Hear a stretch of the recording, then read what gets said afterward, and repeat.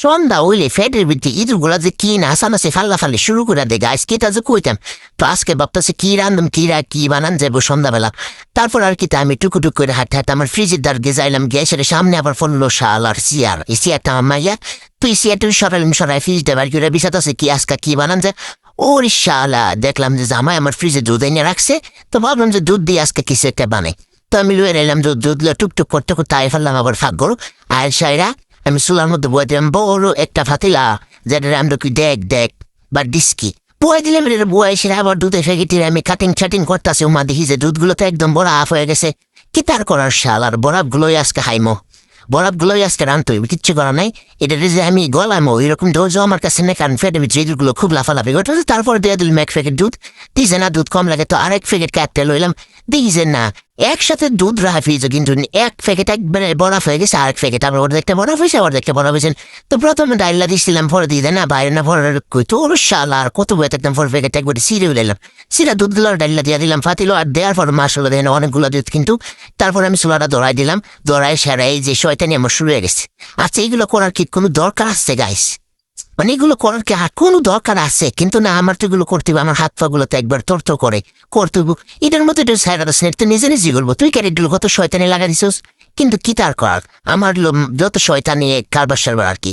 তারপরে কত করে লাগালাগাই গাটাগাটি করতেছি, কইরে সের দিছে না দুধটা অনেকটাই গুলা গেছে। তারপরে এই পর্যায়ে দিতেছি তেজপাতা দিলে কিন্তু ভালো একটা ফ্লেভার হয়।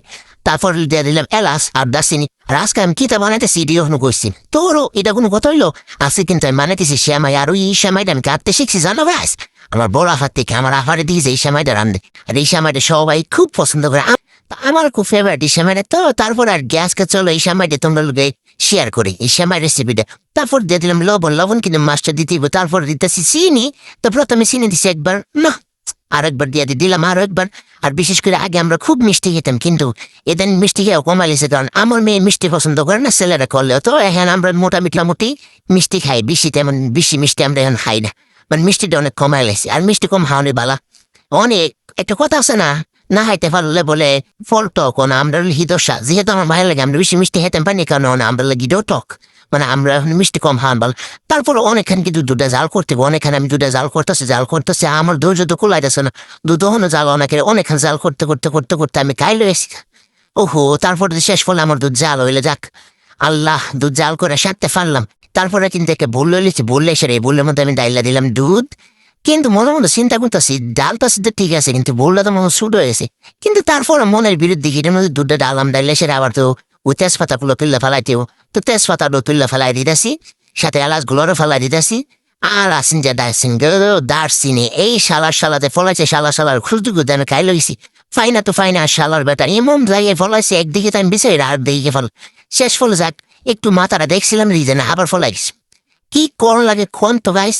তারপর শেষ করলো ধরতে পারছি শালার বেটা অন কই যাবে, দূরে ফেলাই সে। তারপর এটার মধ্যে হন দিতে হইব শ্যামাই, ওমা শ্যামাই প্যাকেট আমি ধরছি উল্টা, মাথাটা মনে আমার গেছি পরে। তারপর বাবু করে তোমরা দেখা দিলে কি শ্যামাই, অবশ্যই তোমরা দেখছো দেখি বুঝতে পারছো এটা কি শ্যামাই। তারপর এর মধ্যে শ্যামাই ডালতাছি আর চিন্তা করতেছি শ্যামাই কি ডাক লইব, মন হতো না ডাক লইব, তো কি তার করার। শ্যামাই ডালার পরে হনে মাথার মধ্যে আবার এলো যে না শ্যামাই তো এটা লইতো না, বললো আবার চেঞ্জ করলাম।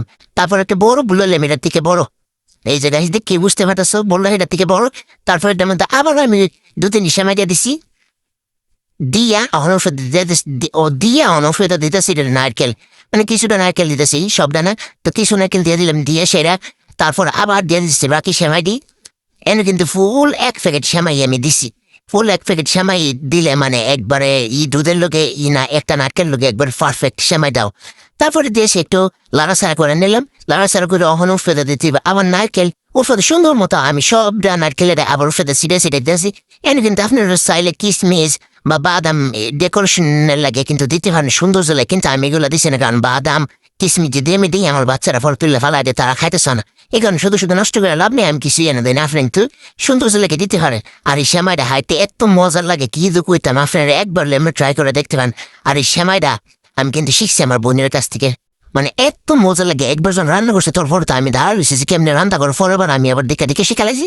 আর ওর ফেদা কালা এটা দিকে আবার অনেকে মোমা এটা আবার কি তখন ফোকাসও কানি না এটা নারকেল কোলার সময় একটু আরসিতে মনে থাকে গেছে, এই কারণে মন দেখা যাইতেছে, বুঝছো। তো চলো আমি আমার ফুলাফান তেরে দিই, তারা দিয়ে হাইয়া খিরিবিও দিই।